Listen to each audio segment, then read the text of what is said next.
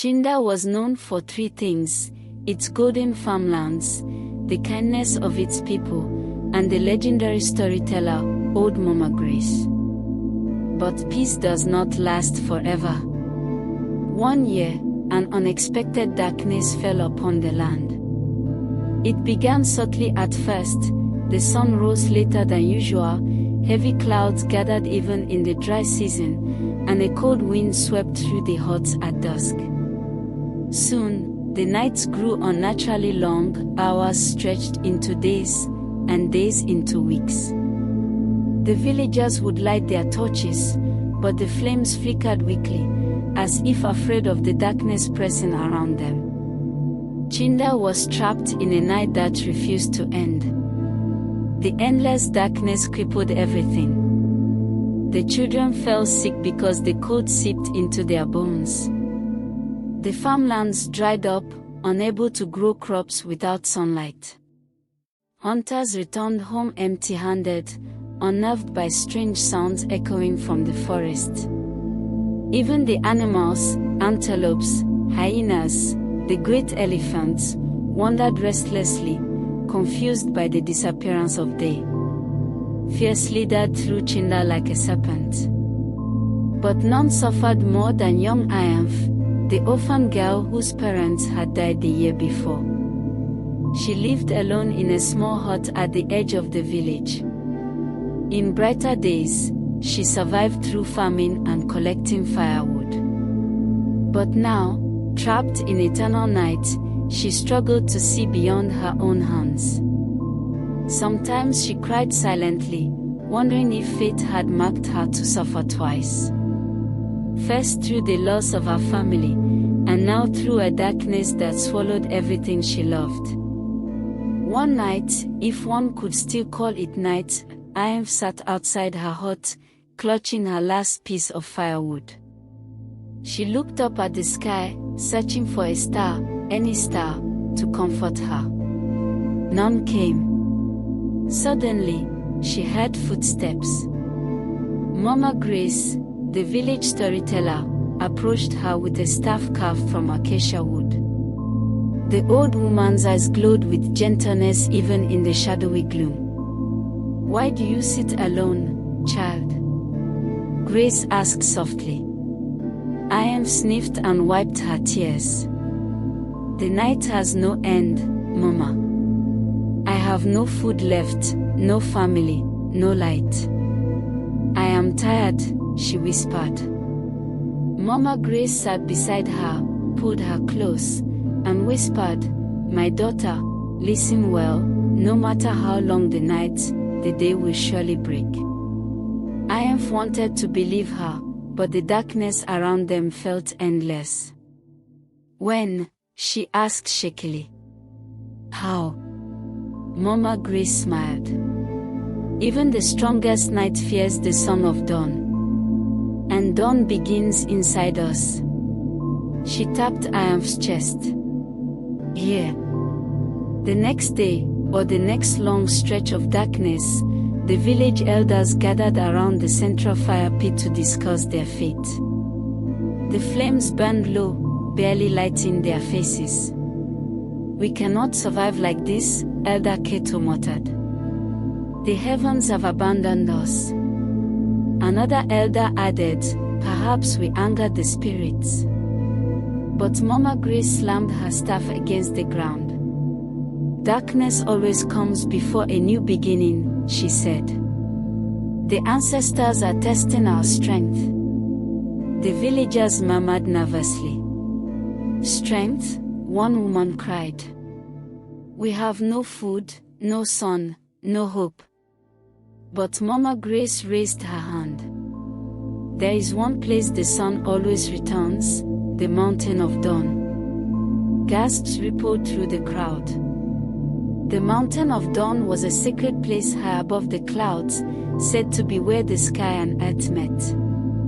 "If someone climbs it," Grace continued, "and rekindles the flame of morning, daylight will return." The elders trembled. The journey would be dangerous, filled with wild beasts, treacherous cliffs, and ancient spirits that guarded the path. Ianthe listened from the edge of the gathering. Something stirred inside her, something warm, stubborn, alive. Before she realized it, she stepped forward. "I will go," she said. The crowd erupted in disbelief. A child. An orphan girl. She will die before she reaches the foothills. But Mama Grace smiled proudly. Ianthe has the heart of a lioness. Ianthe felt fear squeezing her chest, but she kept her chin raised. What did she have left to lose? If she stayed, she would perish slowly. If she went, she might save her people, or at least die with purpose. The elders reluctantly agreed. Mama Grace wrapped a beaded bracelet around Ianthe's wrist. "This will guide your spirit through the darkness," she said. "And remember the proverb, my daughter, no matter how long the night, the day will surely break." Let those words be your torch. Ianthe began her journey at what should have been dawn, guided only by the dim glow of bioluminescent mushrooms along the forest paths. The air grew colder as she walked, and the shadows grew thicker, almost alive. Strange cries echoed from the mountains, whispers of spirits, some mourning, some mocking. At one point, a pair of glowing eyes appeared in the bushes. Ianthe froze. Slowly, a great black panther stepped into the path. Its fur shimmered, and its eyes were deep pools of midnight. Ianthe trembled but remembered Mama Grace's words.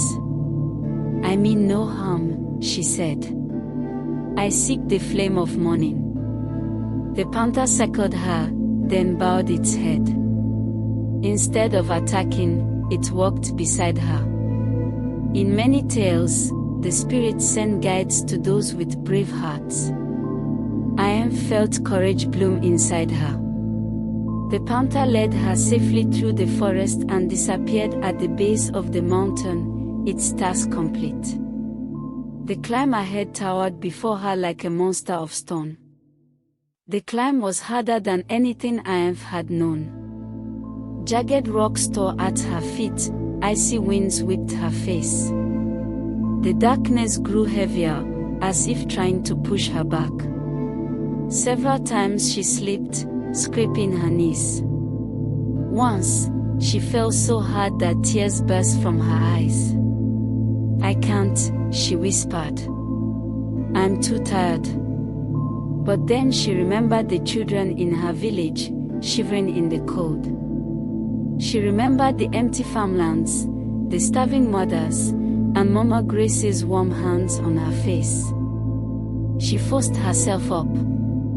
"No matter how long the night," she whispered, "the day will break." Higher and higher she climbed until she reached the cliff of echoes.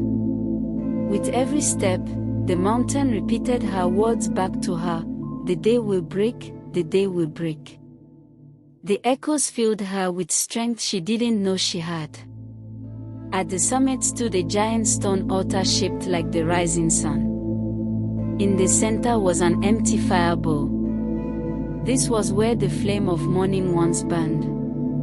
Ianthe knelt before it, closed her eyes, and whispered a prayer to the ancestors.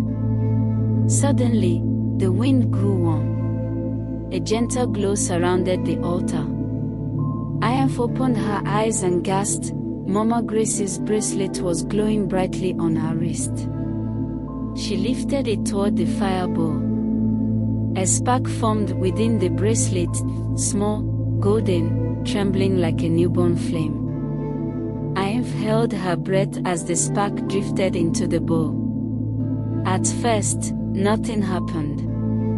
Then, whoosh! A mighty flame erupted, bright and golden, rising high into the sky like a second sun. The darkness trembled.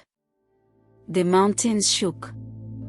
The endless night finally recoiled, fleeing from the brilliant fire that reclaimed the heavens.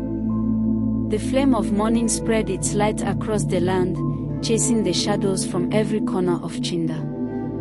For the first time in many months, the villagers looked up as the sky turned from black to purple to orange and then to radiant gold.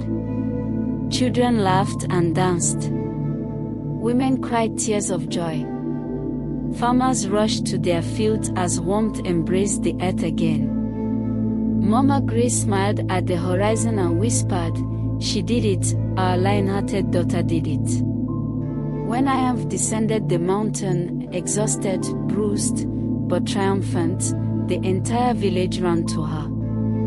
They lifted her up in celebration, voices ringing with joy.